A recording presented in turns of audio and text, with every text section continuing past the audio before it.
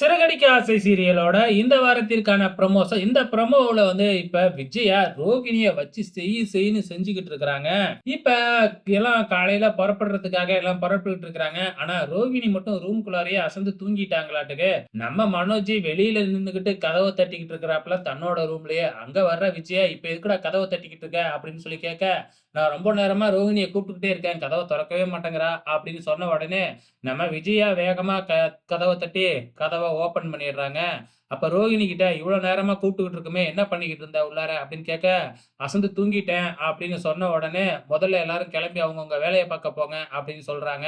அதுக்கு அதே நேரத்துல ரோகிணி மறுபடியும் கதவ சாத்திட்டு தூங்கலாம்னு போறாங்க. "இப்ப எதுக்கு நீ கதவ சாத்துற? தொறந்து வச்சுக்கிட்டு எதா இருந்தாலும் பண்ணு. இப்ப என்ன உள்ளார பண்ண போற?" அப்படிங்கிற மாதிரி நக்கல் பண்ணி விடுறாங்க. அதுக்கப்புறம் சாப்பிடுறதுக்காக எல்லாரும் உட்கார்ந்துருக்கிறாங்க. ரோகிணியும் உட்கார்ந்துருக்கிறாங்க.